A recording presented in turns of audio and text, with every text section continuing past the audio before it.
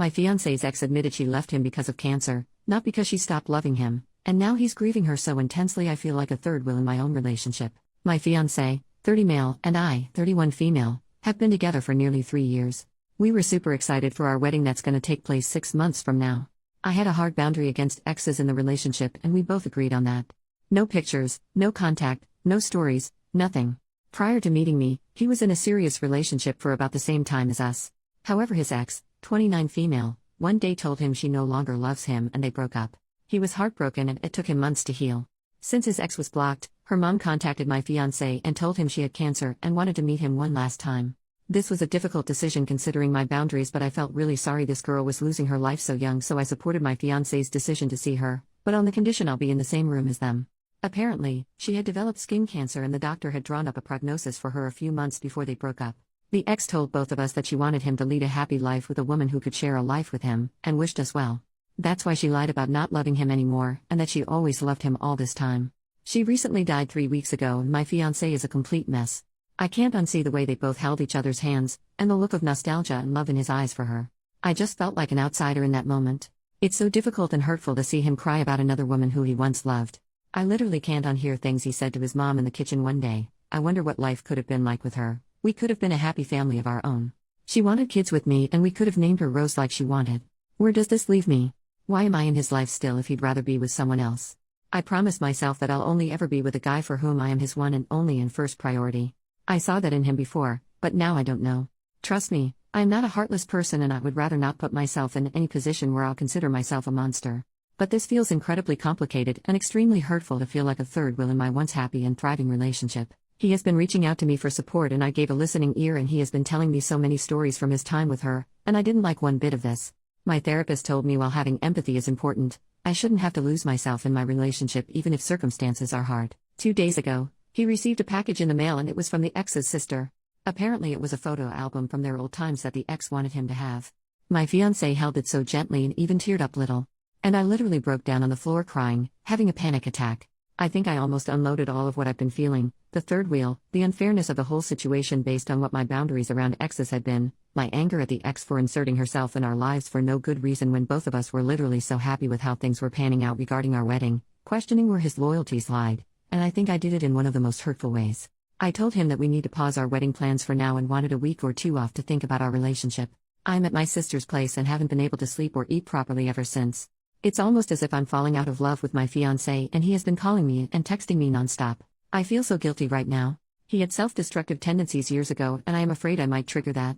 He says his ex already died and it's gonna break him if I left him too. If I left him too? Emphasis on the two, I'm just done. What the heck am I supposed to do? TLDR, I had a boundary against exes in our relationship, but my fiancé's ex, who had cancer, wanted to meet him one last time. I agreed on the condition that I would be present. During the meeting, I saw their lingering affection and heard him express regrets about their past. Now I feel like a third wheel and question his loyalty. I've asked for a break from our wedding plans and I'm struggling with my feelings. He's been reaching out, but I'm afraid of triggering his past suicidal tendencies. I'm feeling guilty and unsure about our future. Update 3 days later, to those of you who had the most foul things to say to me, maybe because you have the baggage of a widower or plain no relationship experience or can't understand that human emotions are complex, your lack of awareness is showing. After the initial shock of those judgmental comments wore off, I decided it was better to completely disregard any judgment that questioned my boundaries and how I handled my feelings. There simply cannot be 3 people in this relationship and I refuse to believe otherwise. Many of you thought they could do better by teaching me about marriage vows, but all of you are forgetting that marriage vows also mean forsaking all others in mind, body and spirit. She might be not physically present, but he would be in a different headspace emotionally. A part of him permanently will belong to her memories and there's nothing wrong with that inherently, but it's just not for me. Some of you have different standards for partnership and that is okay. What is not okay is shaming those that have them and pretending you are better than me and would have not felt heard if you were in my shoes. I guess, on Reddit, if you can't accept downright emotionally cruel behavior from your grieving partner, you are insecure. Guess what? I'd rather be insecure than accept that my partner's heart longs for someone else. There were also some Redditors that were truly a piece of work because they assumed that my therapist was stroking my ego. Why do you assume that your opinion matters more than that of a literal professional?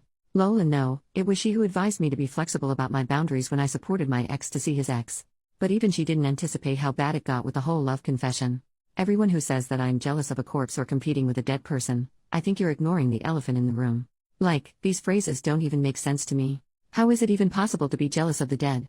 The elephant in the room is my fiancé's emotional and relational fidelity, a full, 100% commitment to me and only me, which isn't possible if you are dating a freshly grieving widower or someone who is actively longing for another person that isn't your current partner. Plus, all of those people who are questioning my boundaries have no idea what they are talking about, and rather embody the pick-me, unbothered non-jealous girl trope on Reddit. And maybe I made a mistake in staying in that room, but I guess also not. Because my fiancé said if I wasn't there he wouldn't have told me anyway because of how complicated it would have gotten. I guess it was the right call after all, no matter how many people like to disagree. And the fact that I knew what was going on in his heart enabling me to leave confirms why I need those boundaries. Had I been firm about him not going to see her, I wouldn't have been left feeling like a divorcee.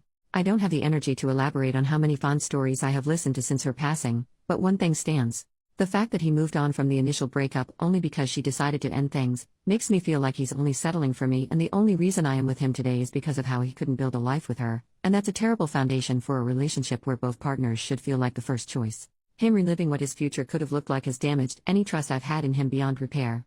I can't unhear things he has said, and I don't think I'll ever recover from the damage it has inflicted on both of us. Stepping outside of my situation has allowed me to see things differently, and I recognize this wasn't his fault. He was experiencing grief all over again, but also it wasn't fair to me. It's frankly not the kind of relationship I wanted, which came with such a profound baggage. And you may ask why? Maybe because I do realize that I don't have to set myself on fire to keep others warm and act as if everything is fine.